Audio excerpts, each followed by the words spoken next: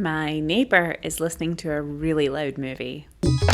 Hey ghosts! Welcome to the Chinese calendar. This is the year of the ash. I wasn't sure if I was going to make a video about leap years or not. I added it to my list of ideas at the start of the year, but then I was like, what is there to say? Leap years happen every 4 years. See you next time.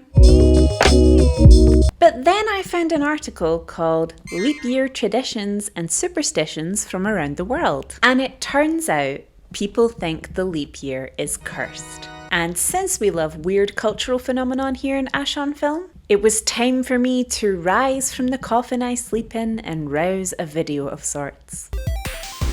I assume everyone already knows why we have leap days. The Earth orbits the Sun roughly every 365.25 days, and we take 4 of those 0.25 days and we combine them into 1 day, and we have it once every 4 years. Whew! Except for years that end in double zeros, and I don't know why. And the article starts with a video called What You Can Do with an Extra 24 Hours. And already it got me thinking, it's not a free day, but like, what if it was? Imagine at the end of February we just had an extra 24 hours that are not on the calendar. We don't even have a name for it, it's just there. Think of the adventures you could take part in. The article suggests taking the tube. Treat yourself to a tube journey. Spend 24 uninterrupted hours in the nasty rat-infested underground system, just going round and round, and read 4 classic novels in 24 hours.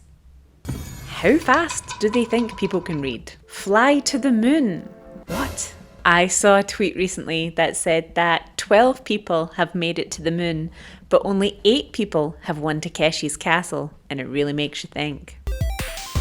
So the article begins. Some people may revel in the hope of forthcoming good fortune. Others associate a leap year with indisputable suffering and failure due to long-standing superstitions. I'm not superstitious, but I love learning about superstition. It's like someone is telling you they live in a fairy tale world. One of the many superstitions associated with leap years is about relationships.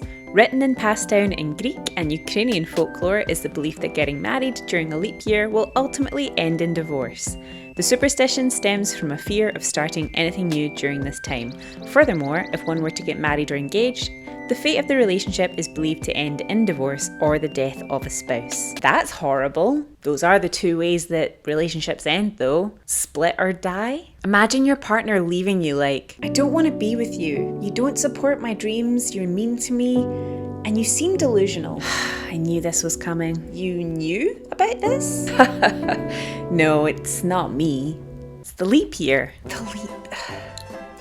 You can add this to the list as well. Leap year gets me every time. That being said, an Irish tradition goes against that fear. The previous regularity of a man asking for the woman's hand in marriage is turned around on the 29th of February. My mum used to tell me this when I was wee. For the record, I'm Scottish, not Irish, but my mum's family is Irish a few generations back, and we are directly across the water from them, so there's some overspill. It's said that St. Bridget supposedly convinced St. Patrick that women should be allowed the opportunity to propose to their partner, leading to the enactment of Bachelor's Day on Leap Day. From then on, every 4 years, women were encouraged to get down on one knee and ask their man to marry them. Furthermore, when the tradition was adopted in Scotland, men would receive a fine if they didn't accept the proposal. No way. Is this still in force? Ugh, it's a myth. I could have had riches.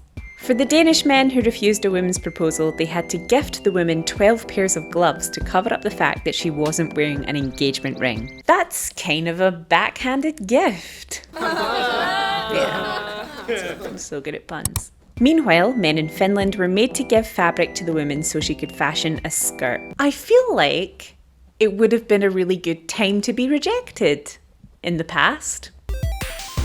Anyone who's born on the 29th of February, Leap Day, was said to be unlucky in Scottish culture. I'll be honest guys, I have never heard of that before. Leaplings, the term used for babies born on Leap Day, were predicted to have a year of untold suffering. Leaplings.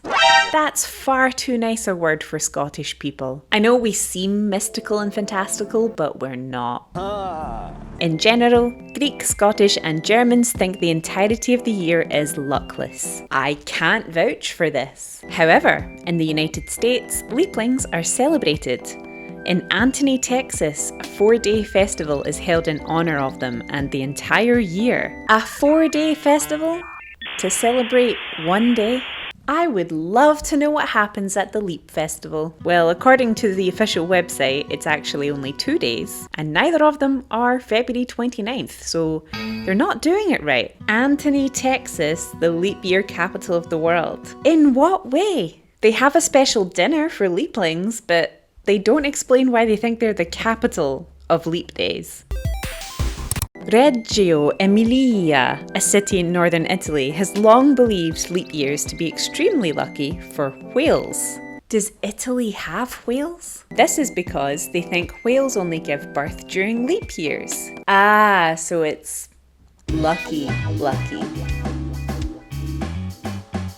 As an ode to the unique year, a special newspaper in Paris, titled La Bougie du Sapeur, is printed each leap year. The candle of the sapper. In this edition from 2020, they have written on the front page, "The English tongue is well hanging? Ha hee ha." I won't pretend that I get French humour. Lastly, London honours the leap year with a unique cocktail first crafted by Harry Craddock, a bartender during the 1920s. When Craddock was working at the Savoy Hotel in London during 1928, he devised a drink to celebrate the leap year.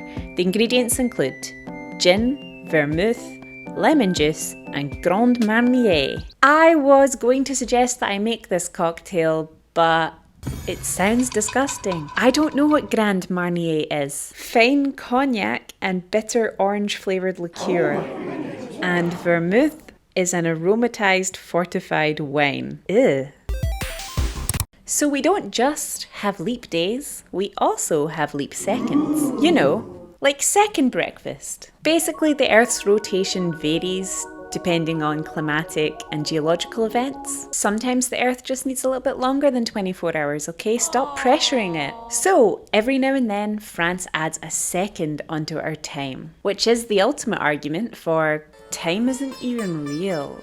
If you ask me, this whole time thing is getting out of hand. Leap year?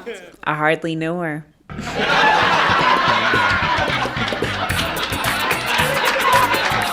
And I need to stop now before I lose every follower I have. What are you going to do with your leap day? Let me know in the comments. And if you're on the tube, I'm sorry. See you next time.